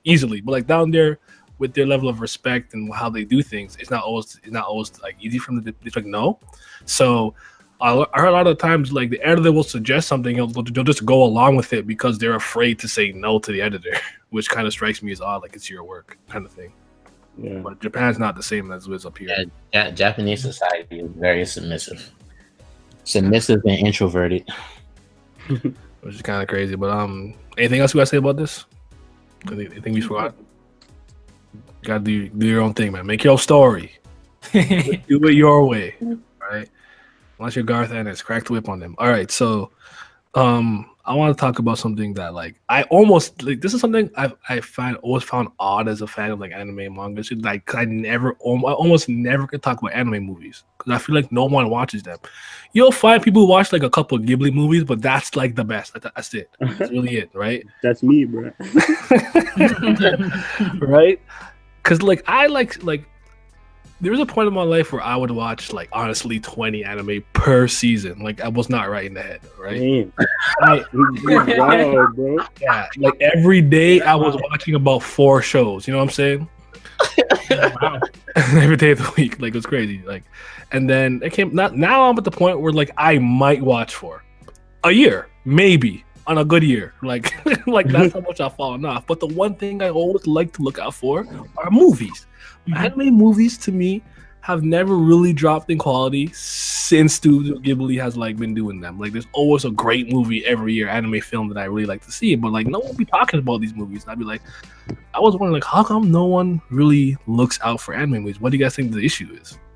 Advertising? I think it might be advertising because I hear a lot of new anime coming up and stuff like that, but when it comes to anime movies, like obviously we all know the Broly movies coming up, but like that's pretty much, you know, I feel like there needs to be more, I guess, of a voice to kind of promote these movies that are coming up, because I am interested in anime movies. I spent like I think like in 2 months I watched like 10 of them, 20 around there, but like if there was like kind of like a voice to tell me if a Silent Voice or Your Name movie's coming up or something like that, I would definitely try and check it out. But I'm just not hearing anything, and I'm kind of too lazy to look myself, so I'm just chilling. I think part of it is that like accessibility sometimes, like I think anime like you know just like serialized like episodes like that kind of like medium like that's just like people know where to look generally for that stuff. And like I feel like there's that, and there's also just like kind of more like discussion. There's like a conversation. There are like communities where people like talk about like the episodes, like episode by episodes, like this particular show. You know what I mean? There's like a discourse that surrounds that. That's like I think way more, I guess like mainstream in a way, in a sense. You know what I mean? Like even though like anime, because for me like anime and like manga and stuff like that's not like niche anymore. I don't believe that. I think if you still believe that that's niche, like you holding on to something. You're holding on to something. You let go. Right? But like it's like if like anime movies, like I don't know how many like people like let's say within like this general like community like it was like, oh, this anime movie came out. Let's have a conversation about it. You know what I mean? Like let's have like let's stream. Raise his hand, me. And it's like, and then like outside of that, it's like crickets. You know what I mean? In that sense. So I think a lot of it is that like maybe people feel like they don't have people to talk about those movies with. But I feel like let's say if you started like, you know, saying like, hey, these are the movies that are coming out. Let's have like a discussion about these films, blah blah blah. Like I think that would work because people have been asking me to have like a Disney, you know, stream. People have been like, "Yo, where's the Disney stream? Where's the Disney movie stream? When are you gonna do that?" Oh, and I'm like, "Let me know, because Moana needs to get praised." Hey, facts. Big facts. Go. Wait, continue. All right, but like, I think like that sort of a thing. Like, I feel like if you throw something out there, I think people would be interested. But like, yeah, and I think I agree like with what Patrick said. Like, you know, advertising, like where is that being advertised? Like, you know, who's talking about it? Like, are like, you know, anime and manga YouTubers talking about the movie? If they not, then probably not gonna really look out for it. You know what I mean? Yeah. So, I don't know. I feel like, okay, so generally speaking, if I want someone to get into something, I don't have that much trouble. I only have trouble with, like, I would say specifically comics for like super anime, for like manga fans, like the ones who like no, like, I just do Japanese media, like those guys. Like, for like regular folk, it's fine. They don't give me enough, but like the two things to me that always been hard for me were like anime movies and specifically visual novels. Visual novels is the fight I gave up a long time ago. Light novels, surprisingly, without me really having to do anything, people just be reading them now. It's kind of crazy. Like I remember walking to chapters and being like, oh, like I'm looking for this light novel, and like, is that the title of the book? Like, what the fuck are you talking about? like that I'm talking about, right? So like that's crazy how that's taken out. So people be reading light novels, that's cool. But like movies, like even sometimes I'm not like, all right, you should try this movie, and people just don't watch it. I promise you, I told one of my friends that doesn't like he doesn't want to really watch Saint Seiya, but I told him to watch the Legend of Sanctuary movie, which if I remember correctly came out in 2013. He has still not watched it to this day. One movie, like hour and a half. Still to this day has not watched it. He's been watching that movie for like 5 fucking years. Like it's like, you know, I'll be like, man, I'll be like talking about, all right, yo, Perfect Blue, really good. Like, Facts. I love the Appleseed series, but that's because I'm a cyberpunk guy. You know what I'm saying? Like there's like I feel like if there's a popular show and they're having a movie kind of like, you know, Suzumiya, Haruhi, or like One Piece, like Phil Gold, whatever. People will watch Film Gold, you know. People will watch like I want to say Murakami. What the fuck is wrong with me? Miyamoto movie or whatever. What the fuck am I? Miyazaki. There you go. Miyazaki, yeah. I had a huge brain fart. But yeah, like watch his movies, you know. But it's like I'm like someone, all right, try this, you know, Patamon Inverted or something. No, I don't know what that is. Spriggan. The one for some reason, because I got people to watch, but just because of the fight scene is Sword of the Stranger. That's the one. Oh yeah, Sword of the Stranger. That's me, bro. Everybody watch Sword of the Stranger. Well, I'm like, all right, try Brave Story or Metropolis. You know, Ozuma Tezuka. Like respect Ozuma Tezuka. Like watch Metropolis. No, like no one watches it. I could kind of get people to watch the Kata no Kyokai series, but that's because Ufotable animates it. So people hear that company sometimes, but okay, yeah. But at least it'll look good, you know, like just like. But I'm like, man, like the movies are really good. Like people should be watching them. They're really good. I look up for them like every single year. Like I'll be watching like cool shit. Like your name sucks, by the way. Go ahead. No. No, your name is good. I mean, I like. Okay, it's overrated. But I like the Silent Voice a lot more. I'll say that. Easily. Oh, definitely. Silent Voice go. I like it a lot more than your name. Easily. I feel like for most people, is kind of like what you said, where if the franchise in question or the movie like doesn't have any familiarity attached to it for the person, then they're not gonna watch it. Like I know for me, because I'm a extremely huge Dragon Ball fan. Like every single Dragon Ball Z movie that's ever come out, I've watched it just because it was Dragon Ball. I don't even care if the movie was trash. I was just like, I would sit there, I was like, I'm gonna watch this thing from start to finish. I don't even care. I've seen a couple Naruto movies. They're okay. I've seen most of One Piece movies. I just haven't had the time to like sit down and watch all of them. Yu Yu Hakusho movies, I've seen them. Like all of those where they already familiar with what the franchise gives you, they're more inclined to watch. Because I know I'm one of those people where like if I'm watch a Gitama movie, by the way. Gitama's 2 movies, watch them. I watched one of them. You going? But yeah, like if they're familiar with the show, then they're more inclined to watch it. But if they're not, then they're just gonna be like, I mean, because you know, I think we all know there's within the anime community there's subsections. There's people in the anime community like us who are pretty much normal people, but they just happen to find this medium to be the most interesting of all. And then there's others who who this medium warps their whole perception on reality. and it creates all the negative connotations that come from being a member of this community. That's the nicest way I could put it. That was a really nice way of saying it, to be honest. So when people hear that there's a movie coming out and it even looks a little bit off, like in the trailer, they're just like, "Oh, I'm not gonna watch this. This is kind of weird. I don't want to be associated with those weirdos." So they're just like, they're not gonna want to watch it. Okay, I hear what you're saying. If it looks like too weeby or something, or weird, like the kid, like super young kids, you don't look. Okay, this looks like oh yeah, you're like weird. The kids, bro. I look fine. Okay, if I'm watching an anime and I see a character that even looks like they might be put on a body pillow and somebody might buy it, I'm not watching it. I'll just stop watching it. Oh man. So you said like advertising, sometimes the viewpoint because of how anime is perceived and whatnot. Even though Your Name did really well, didn't it outsell Spirited Away in the worldwide box office? It was like number 1 of all time. That's like baffling to me. Because like Spirited Away is such a better movie. Spirited Away is a classic. In every aspect, and like when it comes to like Makoto Shinkai and comic based film, Your Name is not his best movie at all. But anyways, I do know that year though in Japan it lost to in the Corner of This World, which is crazy. It like won everywhere else, but specifically in Japan, I remember that year it didn't win, which I thought was interesting. That's a good manga and a good movie, by the way. In this corner of the world, sorry. So.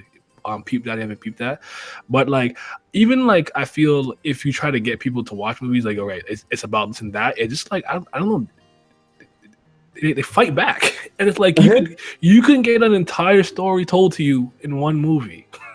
Like why don't you just watch the movie? Like and anime movies have a higher quality of animation, generally speaking, because there's so much more time put into it and a set time. There's no I gotta think about the next episode. So like this team works on this part, you know what I'm saying? Because like it takes a lot of work to make even just one episode. So basically, it's like one long episode, and the animation quality is always top notch. So I'm like, yo, at the very least, you go look at the Broly movie. Look at it. Like Super, I'm sorry, Super's ugly. Super has good moments where it looks good and good moments where like shit's happening is cool, but overall Super is fucking ugly. This movie is the greatest that modern Dragon Ball has ever looked, by far. It looks fantastic. That is the only reason I want to see this, because it looks good. I'm like, I like animation. It looks cool. This is great, right?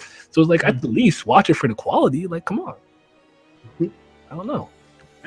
Monogatari is very good, very well animated. Animation quality, they should definitely watch some anime movies. Yeah, I mean, if you've seen any, like, can you think of any that you think that people should watch that are like some of your standout favorites? Princess Kaguya, that drum was so good. Yeah, I actually watched that in French first time I saw really? It was really good. Like, it was really good. What sold me was the animation style. Like it was like animated sketches, and that was like so insane to me. How they'll go down that route, and just like the whole theme and everything, like the vibe, it was just so captivating. I was surprised. Yeah, that movie. One thing I want to say too that like I like about like I'm gonna say about One Piece movies. Not that every One Piece movie is amazing, but I like that they let their staff play with the animation styles. Because if you ever watch like the ninth movie, the Chopper one, something Sakura Bloom, I don't know. It's like a what if story. If Chopper came after Frankie, it doesn't really look like a One Piece like anime episode. It looks very different. Even like 6 and some of the older ones, they like to play around the style a lot to see how it would work. Like if it's more rotoscope or more like this, the lines are thinner, the lines are more bold. Like I always like that One Piece movies got to play around with different styles to the point where now you see them in certain scenes in like the anime where they can like when they want to put emphasis on a certain scene, they'll like switch up the style a bit, which I'm like, yo, watch these movies, man. They're really good. Like you should try them out. But yeah, like any like okay, by the way, Pat, definitely watch the final chapter, Be Forever Yorozua for Gintama. I think I already was thought. Yeah, I think the first thing, you saw it already? Mm-hmm. Oh yeah, all right, good. You're good then. Yeah, that was great. But Yeah, I mean, like I don't know, I like anime movies a lot because they're different art style a lot too. Because like I would say like the thing I like with the Saint Seiya is they kind of sold me on that like 3D CG. I don't think it's CG, but 3D animation where it's like it like Final Fantasy, like the cutscene, like they look like that, like really beautiful. You can see like the individual hair fibers. Like the Saint Seiya movie looks incredible. And if you never watched like Captain Harlock and you wanted to see like what it kind of is about, there's a Space Captain Harlock movie, and it has that same animation. It looks really good, but like nobody watches it. No one watched it. Like I'm like, no one's seen this. Not one person. Like it's crazy. Well, I mean, we can talk about some movies we have seen, some classics and stuff like Ghost in the Shell and stuff. Like, what have you guys seen? Akira, obviously. Yeah. Akira took me by surprise. I didn't like Akira personally. I think the manga is better though. Yeah, just have to read it one day. I literally only read it like maybe a month ago. Finally, I watched the movie like I was like 8. 8. I watched it like last year. Yeah.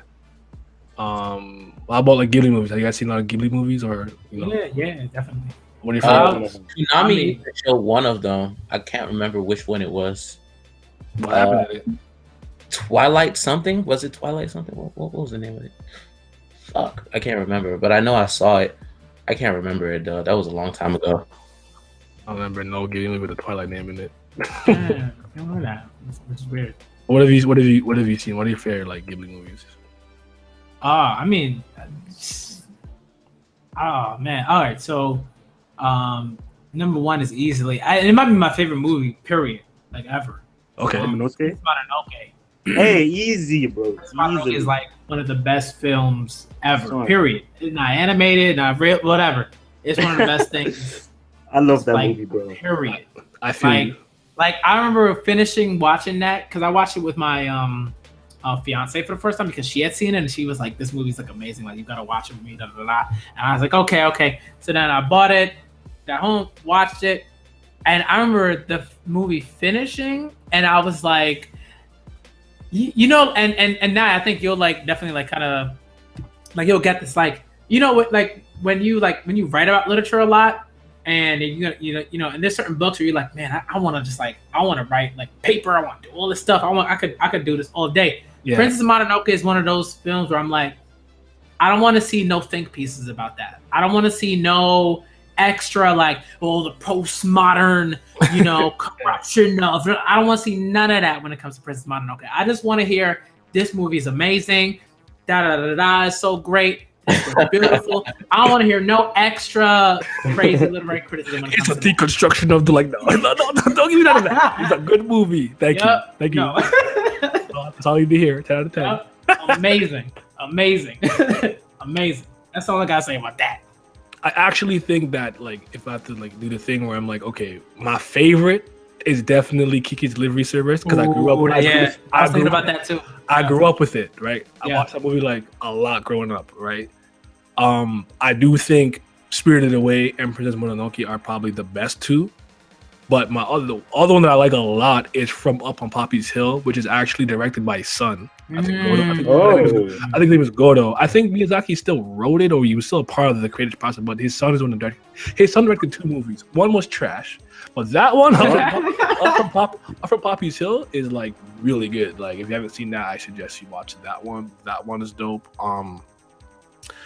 I'm not a huge fan of Howl's Moving Castle. I like it. I think it's good. Yeah, me too. Like I wasn't a very big fan of it for some reason. Like some people are like really stand that one. I was like, okay, like that's cool, but like people be like, yeah, I liked it, and that's what you all have to say about it. I didn't think it was like incredible. I thought it was just cool. You know what I'm saying? I guess no. Go ahead. Sorry. Well, you saw a Perfect Blue, right? Yes, I have. I don't know if you guys have seen it, but yeah. Yep. That's probably like that's in my like top 3. Like I sort of like the 30 movies I watched. That's easily in like debatably my first. That and either that or Princess Mononoke. I don't know why it hit me so hard. Maybe it's because like I was expecting something way worse, and what I got was just incredible. Like, Satoshi Kon movies are really really dope. Yeah, so that's why I watched Paprika too. Japanese Inception. It's so wacky, but I love it. It's really good. You guys have all seen Sword of the Stranger, right? Yeah. Yep. It was just for that. I mean, I think it was a pretty decent movie all the way through, but that I can't lie to you. That last scene with Nanashi or No Name and what's his name? Lil, I won't say Liu Kang. I can't remember his name, but the Westerner, I can't remember his name. But that fight was incredible. That's just a great action sequence. The use of the environment, the panning of the camera, going down from the legs and the snow, everything was just great. Just a good fight scene. It's just awesome. Definitely. I don't know how many comic wave films you guys have seen. Like, well, The Garden of Words, I guess, I don't know if it's a short movie because that's like 45 minutes, but like, I remember the first time seeing that movie and I had to kind of like, you ever watch something where something is so mesmerizingly like realistic and amazing? You gotta be like, did you just use real rain or is that drawn? Like, I wasn't sure. Like, when it was raining, I'm like, hold on. I can rub my eyes. I'm like, wait a minute, that shit look real as hell. Like, that's a great looking movie. Like, it's so gorgeous. It's only 45 minutes though. If you guys like that, definitely check that out. 45, cool. Have you seen like The Boy and the Beast and stuff? Because that's actually one that a lot of people watch. I think it was on Netflix. That's why. But a lot of people watch The Boy and the Beast. They really like that movie. Oh, I haven't seen it. Boy and the Beast. I think I heard of it. I haven't seen it though. I wasn't a big fan of it, but it was. No, I won't say that. There's a part where it just lost me, but it's not a bad movie. Like Summer Wars is cool. All that stuff. Oh, Wolf Children is one of my favorite. I don't know if you guys seen Wolf Children. Oh yeah, Wolf Children, bro. That movie. Son. I mean, like Dempsey was kind of like, she wasn't as realistic as I wanted to, but like she was still cool. Really, like, I thought Hannah was like the best part of the movie. Oh really? I mean, I don't know. I felt like she wasn't a bit stressed enough with her situation because she felt kind of like okay with how kind of bad her life turned out. But at the end, it's for our kids, how those kids, oh my goodness, like they both, like the way they were like depicted, like the daughter, right? Like how she was very outgoing, very open with her powers and everything. Yeah. But then going to school, to keep her outgoing nature, she actually had to never use her powers in order to maintain her friends. Whereas the brother, he was too shy to use his powers, but his shyness was stopping him from getting friends. So he ended up using his powers a lot more to, be more in tune with animals and everything. And I found like that whole thing just pretty cool, like parallel between them. And that movie, especially the animation too, like it was just great overall. Yeah, Mamoru Hosoda is really good. That's one of my favorite movies too. Like I would say like just like BMC said that like like Princess Mononoke, like this is one of his favorite movies like just ever. I feel that way about Tokyo Godfathers. I watched it every Christmas. That's just one of the best movies I've seen just in life. I don't care what it's from, like just in ever, right? Nice. Super good movie. It's not like the briefly explain what it's about. Basically, it's about three homeless people who come from different walks of life, kind of thing. Like one's a younger girl who ran away from home. One like a dude who's been homeless for a while, and one is I don't even remember if I guess the term they used was Okama or whatever in the movie itself. Well, they're basically three bums, and they find an abandoned baby on like Christmas Day, and they're trying to find like the parents. That's like the movie. That's what the main movie's about. It's phenomenal. I love it. Like obviously, there's more that happens. You learn about their individual struggles and how they got to becoming quote unquote homeless and shit. But like every Christmas, I watch this movie because I love it. Nope. It's really good. The Cat no Kyokai series. For anyone listening, if you've never seen that, The Garden of Sinners, please watch it. You need to watch that and then rewatch it in chronological order. In like watch it in release order first. But once you've done that, definitely whenever you get a chance, rewatch it. But rewatch it in the actual chronological order of the events. It's a great series. Like, okay, see, I knew I wasn't missing something when I was like, I'm gonna watch Kara no Kyokai, and then I saw the first movie and I couldn't make sense of it. So I was just like, is there a way I'm supposed to be watching this? Watch it in release order. It's kind of like Monogatari or like even like Star Wars, where it's told out of. It's not well. The thing about Star Wars that's easy. It just goes 4, 5, 6, 1, 2, 3. So it's easy to think. But like with something like Kara no Kyokai, you have to pay attention to very subtle details to know approximately when it's taking place because it jumps forward and back. And then now you're in the middle. Now you're at the very last thing that happens chronologically. Now you're at the beginning. It's a little hard to follow if you're not paying attention. right? If you're kind of just there for the ride and not really there and invested. That's why also people watch it, watch them all, like watch them. Kind of want to watch them uninterrupted though, like not necessarily the one day, but like kind of uninterrupted to kind of remember as much as you can, and then rewatch in the order, and then boom, you're good, you're set, you're straight. I could understand it because I've read tons of shit and watched tons of shit that do that. Specifically, Monogatari, it's not told in order, right? It starts off at a certain part, then goes to the beginning, covers something, then it actually jumps to the actual very last thing that happens, then comes back to fill in the gap. But like, I could look at things like as simple as Araragi has no bike, it's broken. Oh, it's after this part. Oh, his hair is this long. Okay, it's around this. Like I can pick up on those little subtle things because I guess I'm paying attention. I don't know, but like I know sometimes people are like, I don't know, I'm gonna watch it in chronological, like in order, and I'm like, it's so hard to get people to understand that just because something is a prequel doesn't mean you're supposed to watch it first. I have this problem with Fate fans. They want to watch Fate Zero first, and I'm like, you're literally ruining the whole entire experience for yourself. You're not supposed to know any of this stuff. You're supposed to go through the 3 paths of Fate and then watch Fate Zero. That's why a lot of people didn't even like Fate Stay Night Unlimited Blade Works, because it's like you knew things you're not supposed to know going into it. Imagine watching episode 5 of Star Wars, having seen 1, 2, 3, and 4 already, and it's like, Luke, I'm your father. Like, I fucking know this. I know. You're Anakin. That's what I'm saying. Like sometimes a story withholds certain information, even though these things happen after the fact, and it's just a fucking headache to get people to get this sometimes. But it is what it is. I'm tired. I'm tired. But okay. Anything else you want to say about movies? Well, watch Colorless and Spring Again. Oh, you know what? I want to recommend one that I thought of the last second. That threw me off. I did not even think I was gonna like this movie. It's called The Case of Hannah and Alice, right?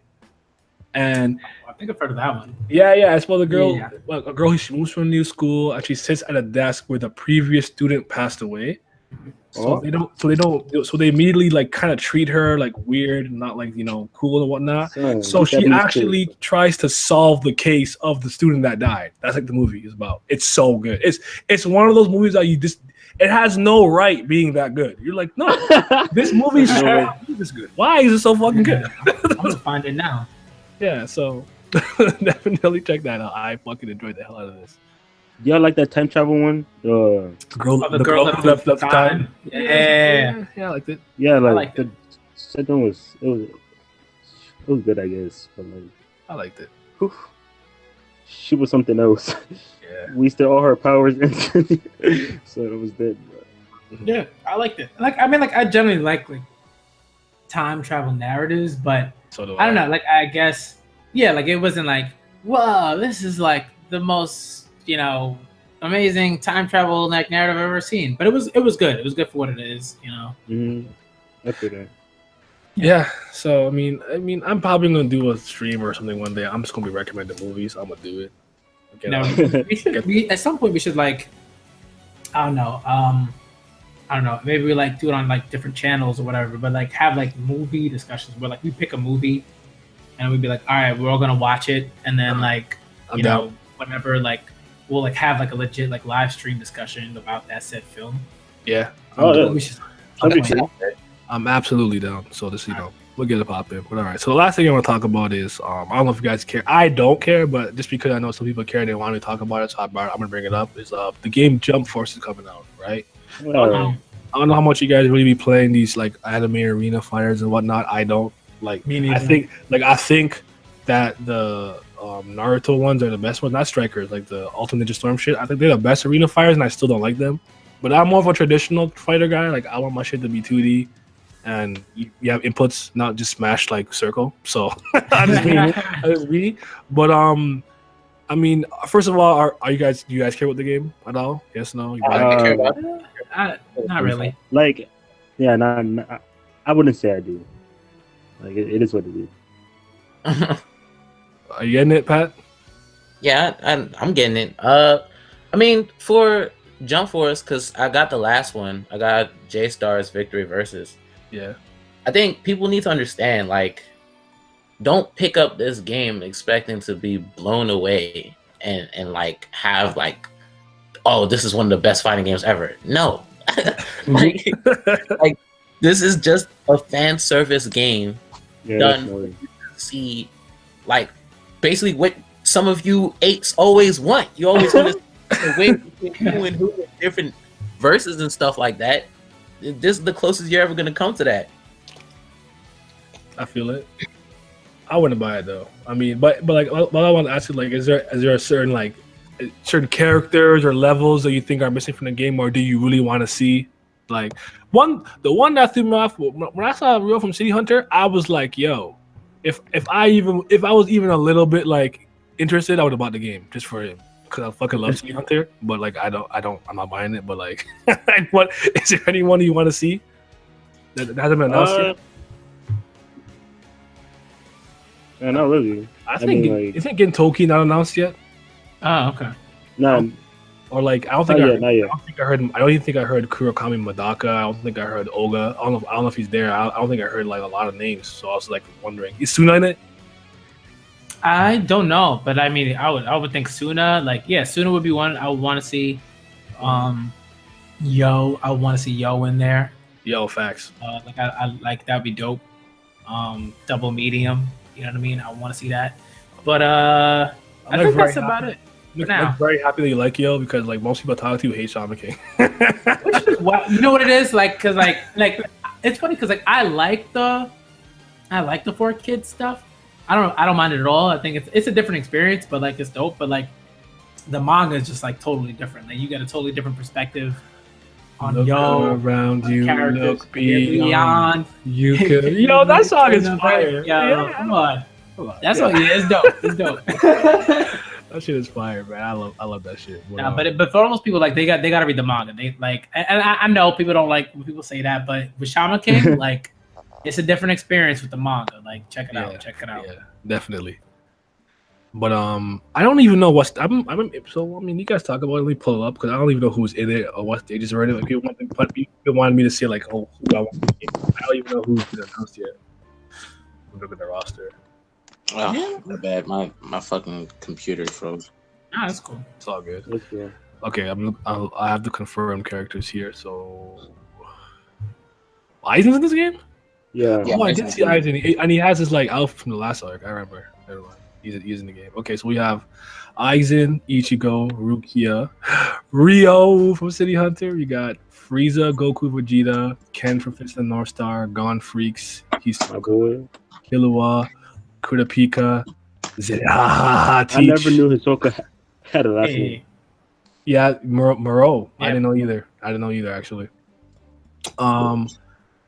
That's like super off topic. I was like laugh when like all these characters have like last names and it's like, oh yeah, I'm Nami.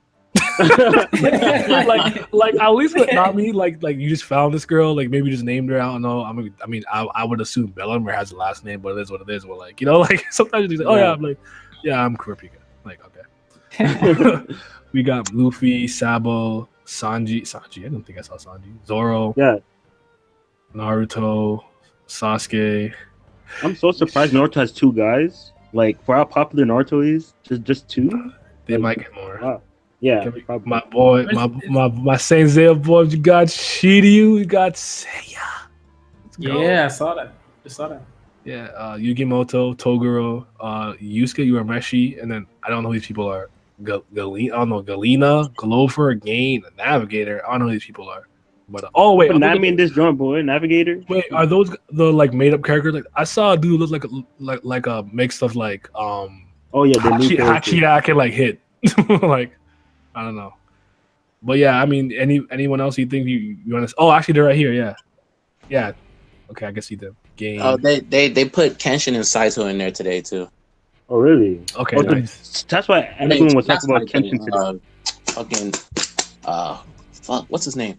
They put Kenshin in God damn, why not Shishio? There we go. Yeah. Oh, Shishio, hey, yeah. Shisho's that guy, bro. I mean, yeah, there's no Madaka, there's no Olga, there's no Gintoki, and people from Gintama. There's a lot of names missing here. If they're trying to appeal to that like newer Jump crowd, I mean, I don't see Deku. Yeah, Seki should be here if they want to appeal to like the new one. But I'm pretty sure there's more of a classic. Yeah.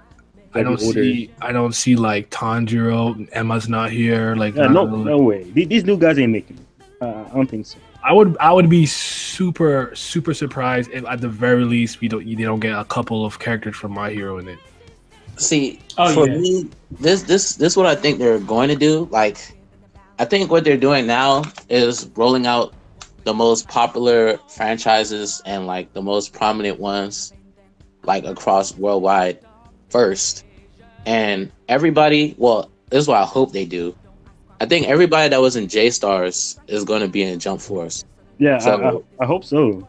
Because they already have a lot of people that were in J Stars, and they've added more characters. Like Gon and Killua were in J Stars, and now they added Kurapika and Hisoka, and now they put Shiryu in there with Seiya. So I feel like I need to eat. I think they're gonna add more characters. Like with JoJo, I hope Jonathan and Joseph make a comeback, and I want to see them add Jotaro and Dio. Oh wait, I didn't even see no JoJo characters. Damn. Oh yeah. That's wild. I know Gintoki was in the last one. I think he's gonna be in this one too. I hope he is. And if they put him in there, I hope they put Takasugi in there with him. Ooh, or at least Kagura. Yeah, or Kagura and like my boy Zura Janai Katsuda. Zura. Samurai Janai. Apparently, wait. Lights. Did I see lights in this? Apparently, yeah. Light's like an assist character, I think. Oh, okay. So they're doing assist. Then you can add like Food Wars and Haikyuu and stuff too. Then, yeah, Haikyuu. You can have Hinata come and spike the ball at you. You know, open you up for a combo. Spike the ball, Goku. yeah. I mean, Pat's one of the things he's gonna get it. So I mean, I don't know. Anything else you want to say? Jump Force. We can wrap this up. I want to see Yo in there too, because he wasn't in the last one. Big facts. Yo go. But all right. We wrapped through everything actually quicker than I thought we would. So that's good. But thank you guys for joining. Anything you want to plug? Anything you want to say? Any final words, comments? I don't think we're good. You want to shout out your channel? I don't know. Sure. Nah, you know what? Because I don't do that. Like I don't think I've ever like. Yeah, I'm not gonna do that. I'm not gonna do it now. If I don't do that, I'm not gonna do it. Yeah, I'm that guy where it's like people like you should tell people to like and subscribe. Like if you like the shit, you will like and subscribe. Like I don't. Like yeah, but it's psychological. Like listen, man, I ain't doing all that. Like what you see, come through. Nah, it's all right. It's lame, you know. All right. The only thing I'm gonna say is One Piece is the GOAT. Wano's best ongoing arc. These are facts. These are not opinions. Follow. I mean, you guys. I'm gonna have everyone's at in the description anyway. So follow me on Porsche Sports. What is yours? Nelly something. I don't even remember. I can't remember. King Teddy Boy. Yeah, I'll find it. Don't worry. But all right. Thank you guys for coming. It was a good talk. Talk about movies and all that shit. Editors. Yeah, it was good. Good episode. So I was supposed to do this monthly, but if we don't do it for December, it's because I'm mad busy.